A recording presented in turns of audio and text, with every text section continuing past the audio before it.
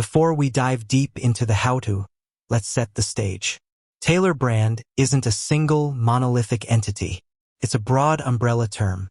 You might be dealing with Taylor Swift's official merchandise store, Taylor USA Home Goods, and Taylor Fashion, Taylor and Heart Jewelry, Taylor Brands LLC Formation Services, or even Taylor Store Custom Clothing.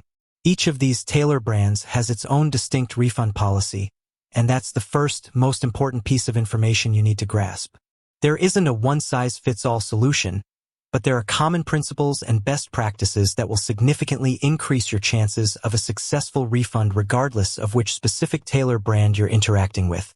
So, how do you figure out which Taylor brand you're actually dealing with? The easiest way is to check your order confirmation email or the website where you made the purchase. Look for the exact name of the company. For example, if you bought a blanket, you're likely dealing with Taylor USA. If you purchased a t-shirt with a pop star's face on it, you're probably at the Taylor Swift official store. If you're struggling to form an LLC, then Taylor Brands LLC is your target. Pinpointing the exact entity is your first critical step, because their specific terms and conditions will govern your refund request. Once you've identified the specific Taylor brand, your next move is to locate their return and refund policy. This is almost always found in the footer of their website under sections like Returns, Exchanges, Customer Service, or Help. Take your time and read it carefully. Pay close attention to key details such as return window.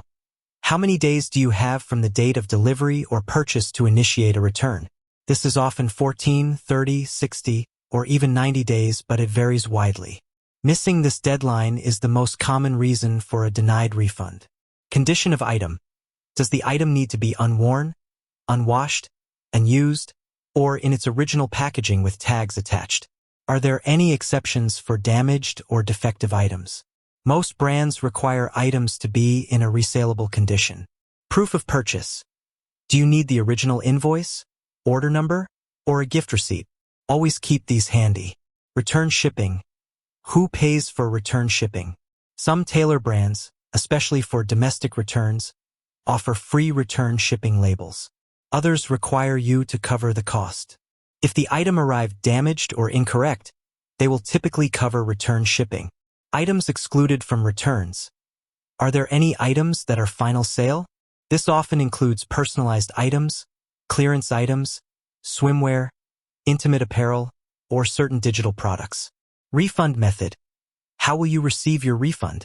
Will it be to your original payment method, as store credit or an exchange?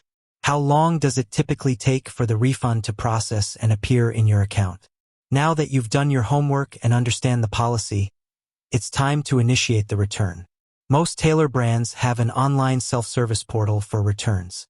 This is usually the most efficient way to start the process. You'll typically need your order number and the email address used for the purchase. Follow the prompts, select the items you wish to return, and indicate the reason for the return. Be honest about the reason.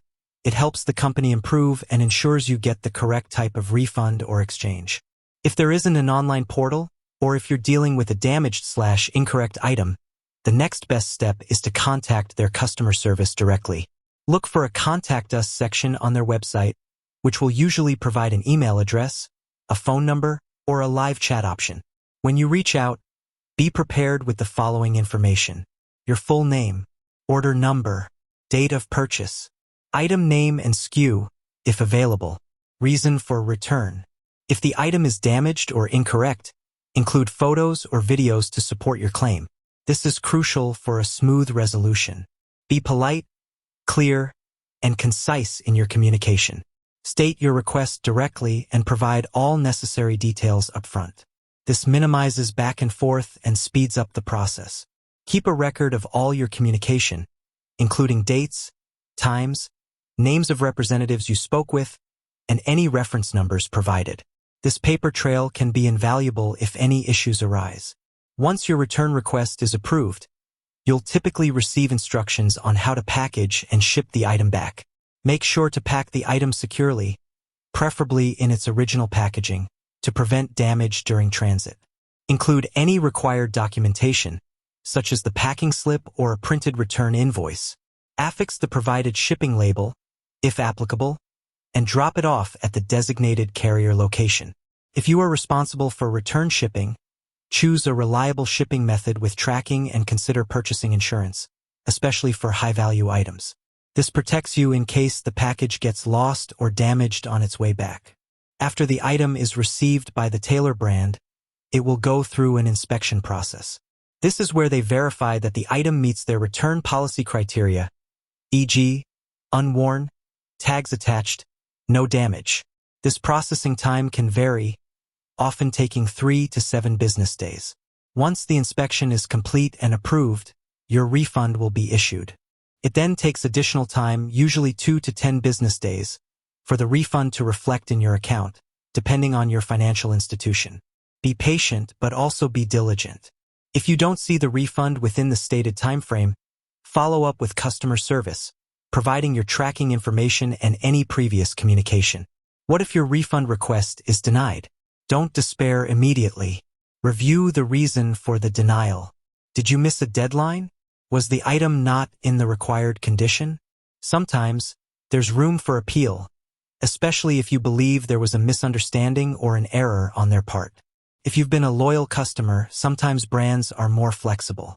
Calmly present your case, referencing their policy and any supporting evidence you have. If direct communication fails, consider escalating to a supervisor or exploring alternative dispute resolution methods, though this is rarely necessary for standard returns. With that said, thanks for watching, and until next time.